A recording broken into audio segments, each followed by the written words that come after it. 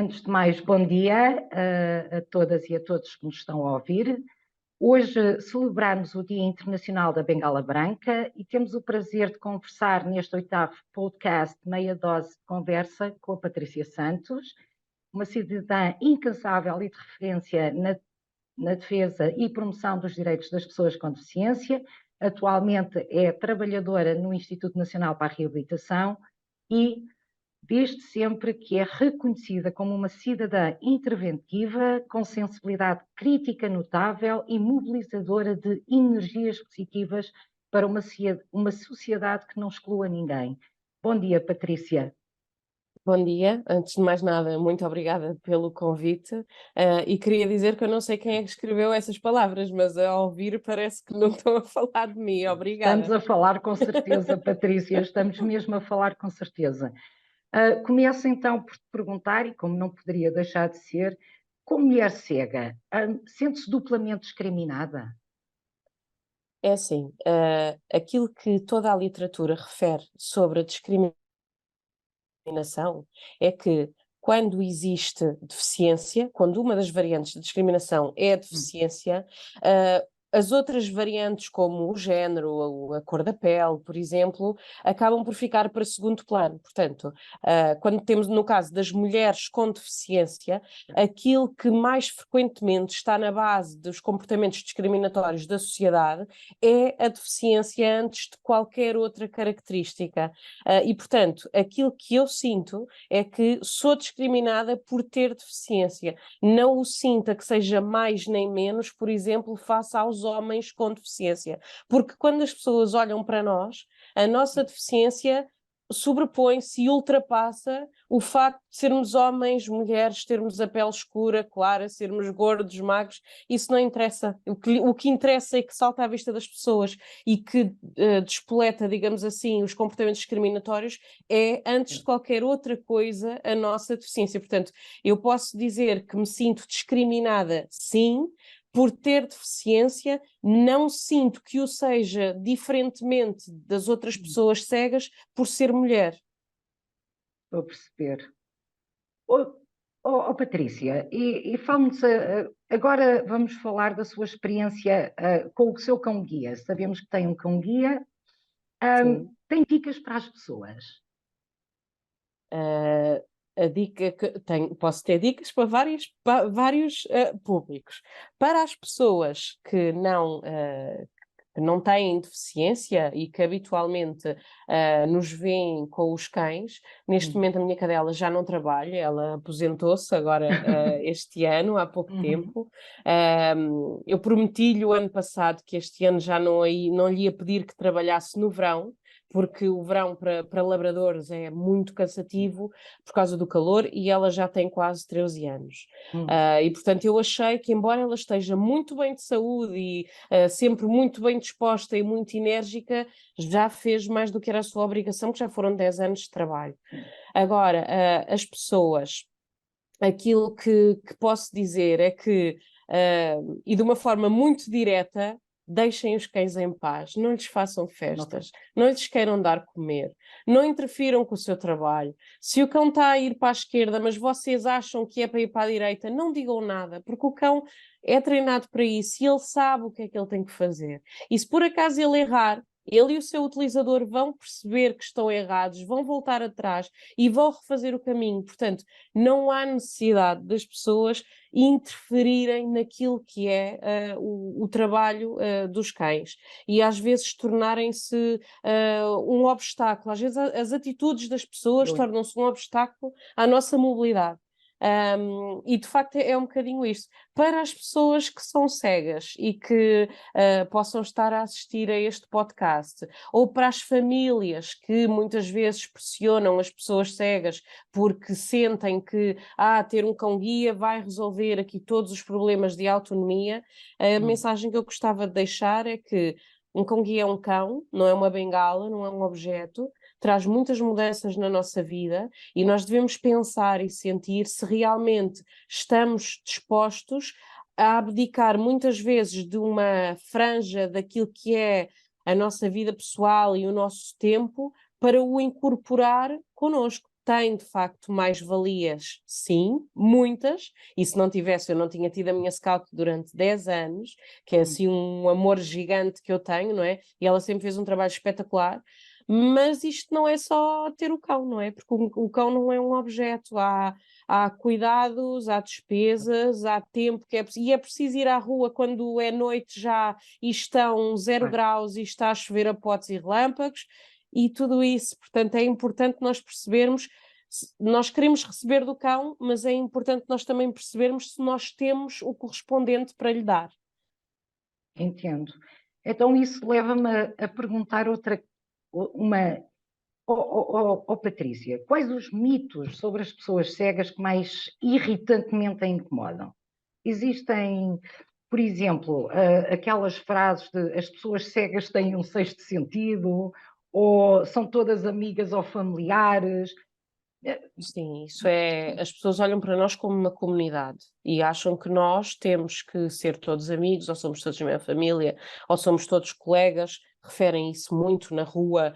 Olho, passou aqui um colega seu, depois, eu conheço, também conheço uma pessoa, não sei o quê, conhece? Não, não conheço, não conhecemos toda a gente, não é? As pessoas que veem também não se conhecem todas. Portanto, e vamos pensar numa coisa que eu acho que as pessoas não sabem.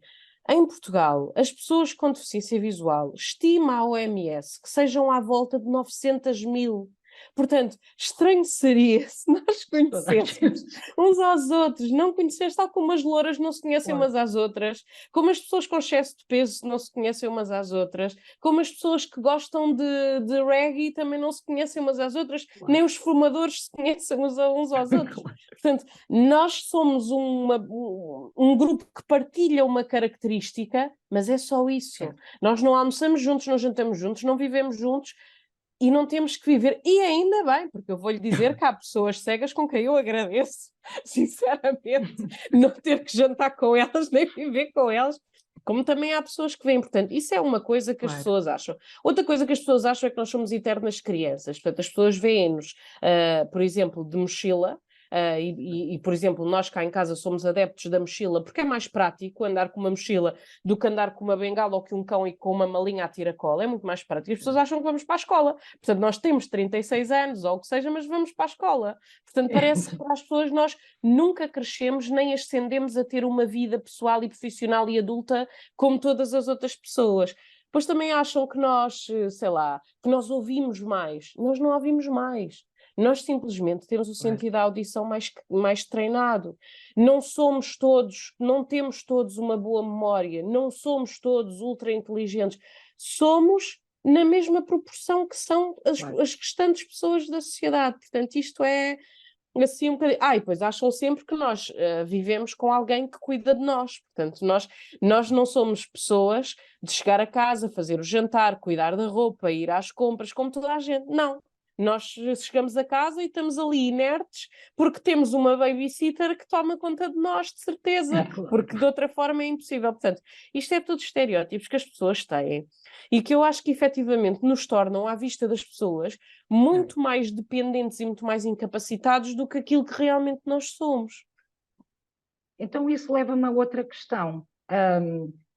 Agora falava da vida diária. Na vida diária das pessoas com deficiência, e em particular que estamos a falar das pessoas cegas, ainda encontra muitas barreiras físicas, informativas, comunicacionais. Quais são, Patrícia? O que é que podemos fazer, por exemplo, quem nos está a ouvir, o que é que podemos fazer para as prevenir e eliminar? A vida diária, questões da inclusão, ok? Toda a gente fala na inclusão escolar, toda a gente fala na inclusão profissional, na inclusão na cultura, na inclusão no desporto, tudo isso, mas parece que a nossa vida só tem essa dimensão. E antes de nós irmos para a escola, ou de irmos para o trabalho, ou de irmos para ver um museu ou um teatro, nós acordamos, vestimos-nos, comemos, tomamos banho, organizamos a nossa casa, quem tem filhos toma conta dos filhos, quem tem idosos a seu cargo toma conta dessas pessoas, é cuidador. Portanto, parece que a vida diária não existe, e a vida diária, infelizmente, é uma das situações onde nós encontramos ainda algumas dificuldades que parece que estão sempre um bocadinho esquecidas na sociedade. Hoje em dia temos um problema grave que tem a ver com a crescente incorporação de coisas tecnológicas que, se não tiverem garantidas as devidas acessibilidades, nós deixamos de poder usar. Dou-lhe um exemplo. Se me avaria a máquina da louça, isto já aconteceu, e eu vou a uma loja de eletrodomésticos e digo à senhora que quero comprar uma máquina da louça, ela vai-me apresentar não sei quantos modelos, e eu vou-lhe dizer, olha, mas não pode ser toda digital, ela tem que ter botões, porque se for um painel todo digital com o qual nós tínhamos que interagir, para nós é difícil. Ah, mas então, das 60 máquinas que eu tenho disponíveis, vocês com essas características só têm acesso a duas. E duas que, por sinal, nem são muito baratas. Portanto, nós temos que despender de mais dinheiro do que as outras pessoas para termos uma coisa com a qual consigamos interagir, porque aquilo que há maioritariamente no mercado não nos é acessível. E estou a falar de máquinas da louça, como estou a falar de máquinas da roupa, de placas de indução, de fornos. Portanto, tudo o que é eletrodomésticos, hoje em dia está excessivamente tecnológico, que não tem problema nenhum, se quem os fez tivesse incorporado as questões de acessibilidade. Isso é um problema que temos. Outro problema que temos na vida diária é que os serviços públicos estão pensados para que nós vamos a eles acompanhados por alguém. Portanto, tudo o que é dispositivos de senhas, aqueles dispositivos que indicam qual é o número que estão a chamar e a que balcão é que temos que nos dirigir, painéis informativos, tudo isso não está pensado para que uma pessoa cega possa ir autonomamente aos serviços públicos tratar da sua vida. Da água, do gás, da luz, do cartão de cidadão, ir a uma consulta médica, ou o que quer que seja, nada disso está pensado. E quando nós muitas vezes nos queixamos, aquilo que nos dizem nos serviços públicos é se nós não temos ninguém que nos acompanhe. Eu não tenho que ter ninguém que me acompanhe, nem quero. É que eu não quero. A Claro. questão é essa. Eu quero poder fazer a minha vida como toda a gente. E, portanto, estes são, assim, coisas que nós temos. E depois temos o civismo das pessoas. Portanto, cada vez mais as pessoas deixam no meio da rua trotinetes, bicicletas, caixotes do lixo em passeios estreitos. E, como devem calcular, é muito complicado nós andarmos na rua constantemente a embater em coisas e a desviar-nos de coisas, e que apenas batemos nelas porque alguém foi egoísta, só pensou em si e resolveu deixar ali. Não é por mais nada, porque as coisas têm um sítio próprio para se pôr. Só que as pessoas Claro. estão-se a borrifar porque não lhes toca a elas no pelo nem a ninguém da família delas. Claro. Porque quando passar a tocar, passam a ter outra sensibilidade. Portanto, isto são assim as grandes coisas que eu, assim, de repente, me lembro. Então, Patrícia, também me está a dizer que, de facto, é difícil usufruir de autonomia em restaurantes, nas lojas, nos supermercados, em programas turísticos, até na própria praia. É difícil porque não estão. E desculpem aquilo que eu vou dizer, mas eu acho que basta olharmos para a nossa legislação nacional e isto é fácil de perceber. A grande parte das acessibilidades que esse tipo de espaço está a criar ou tem criado são muito pensadas nas pessoas em cadeira de rodas, porque é isso que a lei exige. A nossa legislação das acessibilidades, não é? Que terá de ser atualizada face àquilo que hoje em dia se entende por acessibilidade.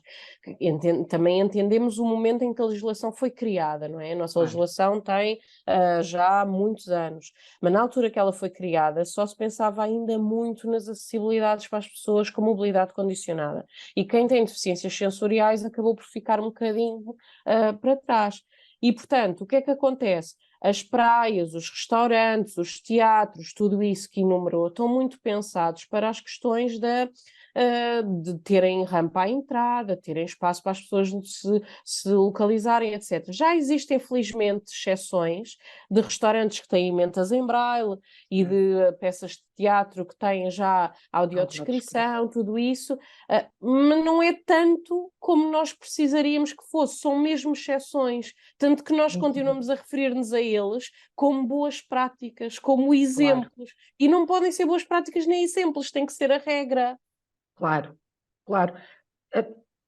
O que me está a dizer é que, de facto, para além disso, as pessoas com deficiência, e principalmente as pessoas cegas, deparam-se com muitos obstáculos, então, na sua vida independente e noutras áreas, não é? Como a educação, o emprego, na participação cívica e política, no desporto, nos transportes públicos.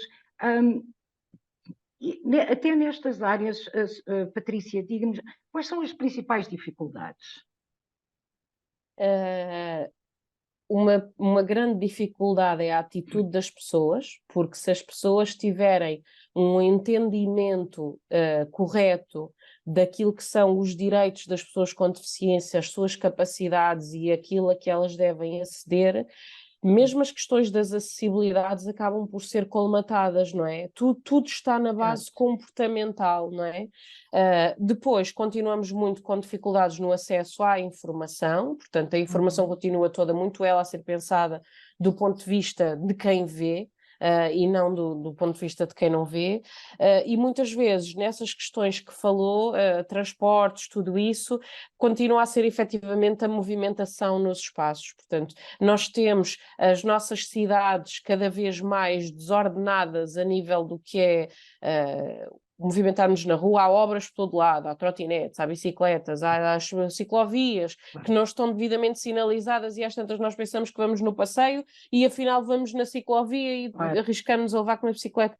Não temos, portanto, o que é que acontece? Se eu não me sinto segura a andar na rua, eu não vou ter vontade de estar a ir a um teatro ou de estar a dirigir-me para um determinado equipamento para praticar desporto, porque efetivamente eu não me sinto bem a andar na rua por causa da organização do espaço.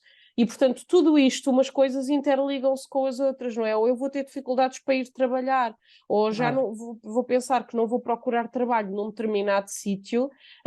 Isso já aconteceu comigo, estar a pensar, eu até gostava de ir para ali, mas aquilo fica no sítio tal, e depois o caminho para lá chegar é muito difícil, porque tem muitos obstáculos e não tem as corretas sinalizações, e isso para mim vai ser mais um problema. Portanto, vou-me deixar ficar, para ali não vou, e por muito que eu até gostasse de trabalhar para lá. Claro, eu entendo. E entendemos que também grande parte das barreiras, obviamente, são de atitude perante as pessoas cegas e, como disse Patrícia, e de preconceito relativamente, por exemplo, a pessoas com deficiência visual. Acha que esses preconceitos levam a dizer que são potencialmente menos produtivas? Acha que, como é que, por exemplo, podemos motivar as empresas a contratar pessoas, por exemplo, com deficiência visual? E como dizia, que temos de fazer um grande investimento na adaptação de postos de trabalho, que muitas vezes são vistos como um fator de desincentivo. O que é que para si era importante que... Não temos que fazer grandes investimentos na adaptação de postos de trabalho para o caso de pessoas cegas, isso também é um mito. Hoje em dia, eu, por exemplo, trabalho com um computador exatamente igual ao dos meus colegas, exatamente igual, não tem diferença nenhuma, a única diferença é que tem um software de voz instalado. Por acaso este que eu tenho é pago, porque nós utilizamos um software de gestão documental que exige um software leitor de ecrã que seja mais avançado, mas já existem disponíveis na internet softwares de leitor de ecrã gratuitos com desempenhos espetaculares. Eu posso-vos dizer que ainda há pouco tempo o meu computador avariou e na troca por outro computador e que foi preciso estar à espera da instalação deste software pago, eu tive durante meses a trabalhar com software gratuito e continuei a trabalhar exatamente da mesma maneira. Portanto, não é preciso. Portanto, computador usam igual. Leitor de ecrã há gratuito. Portanto, não percebo de onde é que vem o investimento. Não há investimento. Claro. E o que é que a própria função pública tem feito, Patrícia? Não lhe sei dizer o que é que a função pública tem feito, porque não conheço exatamente na o que é que administração pública... sei-lhe dizer que, e isto sei-lhe dizer por experiência pessoal, porque alguns amigos meus estão nessa situação. Há determinados organismos da administração pública, como é o caso do Instituto de Segurança Social, que têm integrado muitas pessoas com deficiência visual recentemente em diversas carreiras, portanto, tanto técnicos superiores como assistentes técnicos, a trabalhar em várias áreas, tanto nas áreas do PRR como nas prestações sociais, portanto, tem sido de facto isso. Também temos a questão da lei das cotas, não é? Sabemos que existe uma lei de cotas da função pública que facilita estas questões, sim, desde 2001, e portanto, de facto, do meu conhecimento pessoal e de pessoas que são minhas amigas, eu tenho verificado que ultimamente tem entrado muita gente cega, felizmente, na função pública.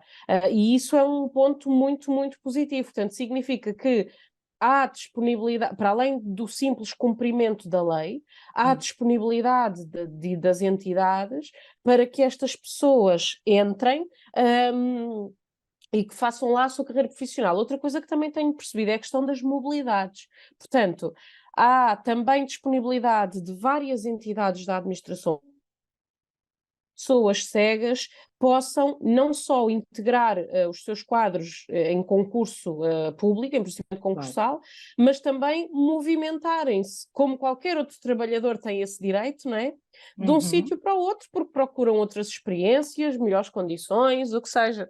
Portanto, de facto, eu acho que nisso talvez estejamos a melhorar. Agora, ainda existe muitas questões relativamente ao que é que você consegue fazer, mas tem a certeza que consegue. Claro. Quer dizer, isto Tais ainda existe. preconceitos como é. Eu acho que acaba por ser um bocadinho uma questão, infelizmente ainda é uma questão de sorte. Depende Não acha do que também é um pouco de pensamento. desinformação?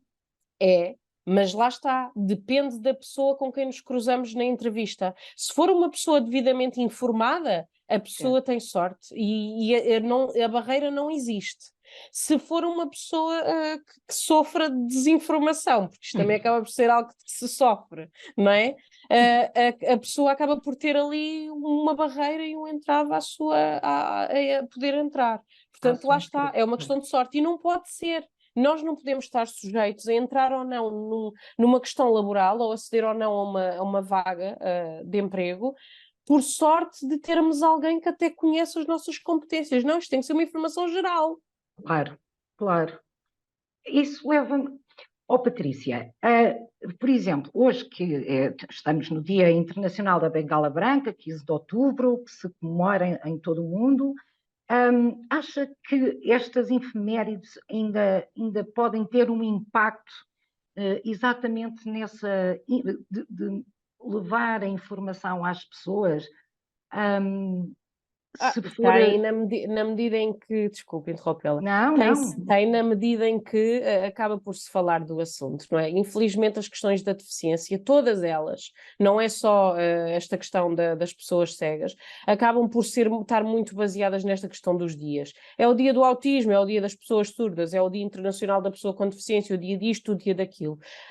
E nós costumamos dizer muitas vezes que o dia das pessoas com deficiência tem que ser todos os dias, não pode estar preso à efemeridade A, B e C. Mas infelizmente ainda continua a ser assim. O que é que isto facilita?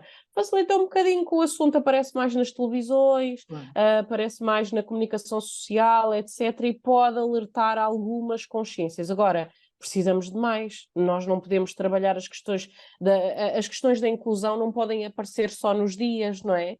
Mas efetivamente, por exemplo, a comunicação social, que é o que acaba por dar muita visibilidade a estas questões, interessa-se muito pelas questões da deficiência, mas é muito nestas questões dos dias. Vou perceber. E é uma pena que ainda assim seja, mas sim, acaba por continuar a ser positivo. E hoje é Bengala Branca. Existem outras cores, Patrícia? Existem todas as cores. Existem todas as cores. A minha é cor-de-rosa. Já disse que um dia destes vou comprar uma de cada cor para combinar com a roupa. Portanto, isto hoje em dia já não se trata destas questões do simbolismo das cores. A bengala branca chama-se bengala branca porque era branca para contrastar e para ser vista pelos automobilistas e por quem circulava na rua. Portanto, era uma chamada de atenção. Hoje em dia, esta questão da cor já não se põe. Eu não sou menos cega do que qualquer outra pessoa por usar uma bengala cor-de-rosa. Ou também há com desenhos para as crianças, precisamente para quando vão para a escola, os amiguinhos, quer dizer, se tiverem imagino que tem uma bengala com bonecos da Patrulha Pata. E se para os outros, não sei se existe.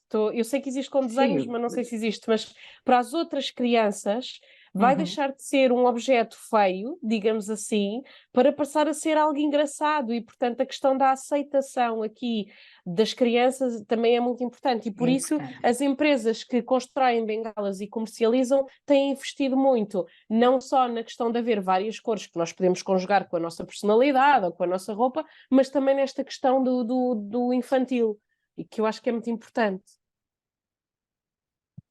Patrícia, eu sei que disse que, inicialmente, quando lhe perguntei enquanto mulher cega se sentia duplamente discriminada, e disse-me que se sentia às vezes mais discriminada pela deficiência do que propriamente por ser mulher. No entanto, isto leva-me a, relativamente, e estamos especificamente a falar das mulheres cegas, quais são, não acha que têm vulnerabilidades acrescidas, tendo em conta que muitas vezes as famílias têm menores expectativas relativamente ao seu desenvolvimento e autonomia?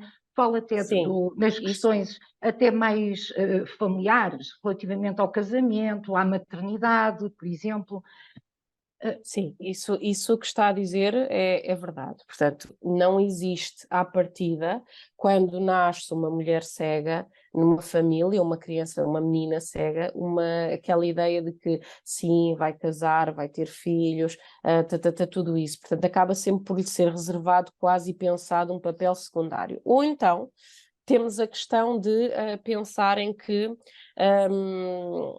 vai ajudar a cuidar dos pais, disto, daquilo, do outro, portanto não é perspectivado para ela o mesmo futuro risonho que será, por exemplo, com uma irmã, se ela tiver uma irmã. Depois há outras coisas, eu peço desculpa, mas eu estou muito constipada. Depois há outra questão aqui que é preciso falar, que é a questão da violência doméstica contra as mulheres cegas e porque que isto acontece. E eu acho que há situações que devemos sempre ter em conta, que é a dependência. Muitas vezes estas mulheres não têm o seu rendimento próprio, lá está, porque são discriminadas no acesso ao mercado de trabalho e acabam por estar financeiramente dependentes do agressor, e isso faz com que muitas vezes não rompam relacionamentos que são abusivos, não é? Outra questão é quando as mulheres, por exemplo, perdem a visão tardiamente, há muitas vezes ali, e eu conheço isto por situações próximas a mim, ok? Há um aproveitamento de alguém que é, por exemplo, um companheiro que tem com ela uma relação tóxica, de agora não vês, portanto tu dependes de mim para tudo, e eu é que vou decidir que tu vais, com quem é que tu falas, etc, etc. E, portanto, acaba ali por haver o aproveitamento da deficiência daquela pessoa para servir de base a ter este tipo de comportamentos ou de violência psicológica, porque isto também é violência psicológica, não é? Controlar a vida do outro é violência psicológica. E, portanto, são particularidades do facto das pessoas não verem, que fazem com que elas muitas vezes sejam mais vulneráveis e mantenham relacionamentos que não é suposto, não é? Ou, por exemplo, a pessoa pensar, eu não me vou separar desta pessoa porque eu a seguir não vou conseguir arranjar mais ninguém. Quem é que me vai querer sendo eu cega, não é? E então deixam-se ficar. E muitas vezes são vítimas de violência física, de violência psicológica, isso é muito importante. E económica, só dizer, e económica, exatamente. Isso também vem um pouco pela falta, então, de autoestima, exatamente, e precisamente pela socialização que tiveram toda uma vida, as mulheres cegas. Sim. E há outra questão, que esta eu não conheço nenhum caso próximo, mas li, portanto, na literatura, estas questões são documentadas, que é as questões da medicação. Portanto, o que é que acontece? Há pessoas cegas que não, sobretudo as que cegaram tarde, que não são autónomas na toma da medicação, por exemplo, na escolha dos medicamentos, saberem que aquele medicamento é A, B ou C, e acabam por ser excessivamente medicadas pelo agressor para que fiquem em casa, não é? Portanto, dão-lhes calmantes, em excesso. Sim, para ficarem em casa e não falarem com ninguém, não irem a lado nenhum. Portanto, é o aproveitar-se do facto delas não tomarem a medicação de forma autónoma para controlarem os seus contactos, a sua capacidade de ir e vir. Portanto, isto são tudo aspectos que se tem de ter muito em conta. E, por exemplo, quem trabalha em violência doméstica, se aparece alguém que não vê, não se pode dizer a uma pessoa cega: olha, dirija-se aqui à esquadra. Quem é que vos garante que a pessoa não chegou recentemente e ainda não tem competências para conseguir autonomamente deslocar-se à esquadra? Não pode ser, tem que haver esta sensibilidade, não é? Nas deslocações. Certo. Procure informação não sei onde ou leia este panfleto. Se não for acessível, não vai ler. Portanto, há que ter em conta nestas especificidades relativamente às pessoas com deficiência visual, porque elas, de facto, em muitas áreas, estão excessivamente vulneráveis às questões da violência. Acho que é algo que todos devemos ter muita atenção. Ah, Patrícia, num país que tem tantas medidas e excelentes políticas públicas na prevenção e combate à violência doméstica, onde né, dizia, por exemplo, só o caso de ir à polícia, mas que outras medidas considera que são importantes termos em conta na elaboração dessas medidas de prevenção Eu e acho, eu acho que não principalmente se pode. relativamente às mulheres cegas? Sim, eu acho que quando se constroem as medidas não se pode pensar que existe uma coisa que é a medida única para toda a gente. É como, por exemplo, a questão de colocar as pessoas nos abrigos.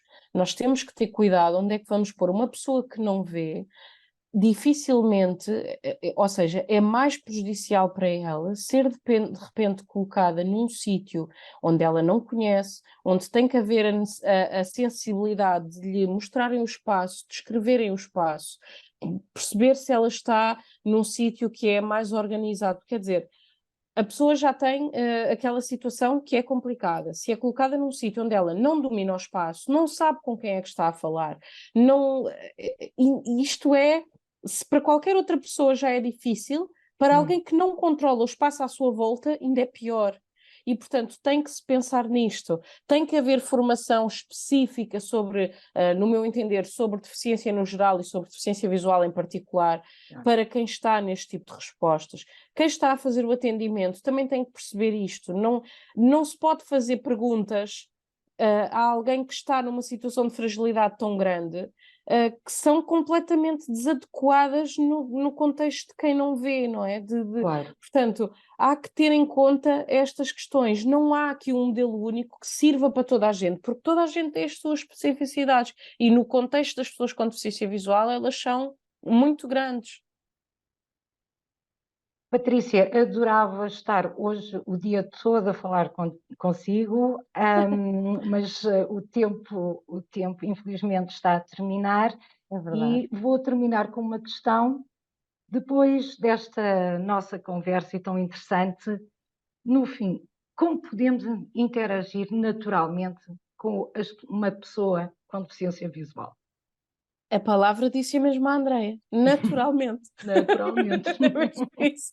Naturalmente. E perguntar. Não partam do princípio que sabem tudo sobre a vida das pessoas, nem que sabem o que é que elas querem, nem que sabem para onde é que elas querem ir. Perguntem, porque as pessoas também não gostariam de, por exemplo, estarem num determinado sítio à espera de alguém e que viesse alguém e que as puxasse pelo braço e as atravessasse para o outro lado da estrada, quando não é isso que não querem, que não é isso que querem, não é? Ou Claro, que alguém achasse que, se eu vi uma pessoa cega naquela paragem a apanhar o autocarro A, se você está à procura de uma paragem, de certeza que é aquela que vocês devem ir todos para o mesmo sítio, não é? Não faz claro, sentido isto. Perguntem às pessoas, não sejam intrusivos, porque ninguém tem que dizer para onde é que vai, para onde é que quer ir. Perguntem simplesmente se a pessoa precisa de ajuda. E se a pessoa responder que sim, então estejam disponíveis para ajudar naquilo que a pessoa precisar. Não claro. pensem pela cabeça das pessoas, porque as pessoas só não veem. E é só isto, só não veem. De resto, elas sabem o que é que querem, o que é que não querem, para onde é que vão, têm a sua vida organizada como qualquer outra pessoa. Claro. E eu acho que isto é a base de tudo. Oh, Patrícia, mesmo para terminar e ouvindo a falar disso, então como é que nós podemos dar formação às pessoas? como é que tudo isto se pode processar? Dar a formação às pessoas, quem a pode dar, e Nós especificamente relativamente aos no comportamentos com INR as pessoas com deficiência visual.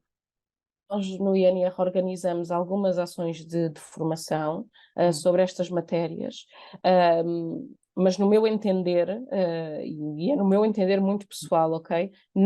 Estas questões não podem estar concentradas numa entidade só. Eu acho que isto tem que ser um esforço transversal em que diversas áreas da sociedade dão esta formação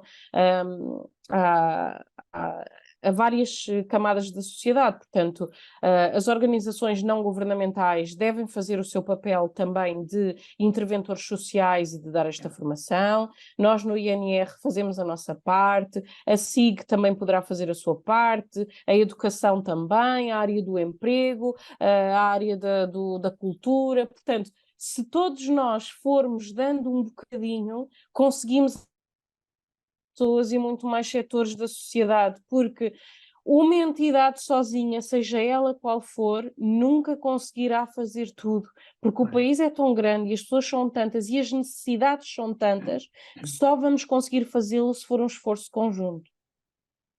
Patrícia, muito obrigada e espero que este podcast Obrigada eu. seja também ele um instrumento para mudar algumas mentalidades, ou pelo menos para sensibilizar parte da população.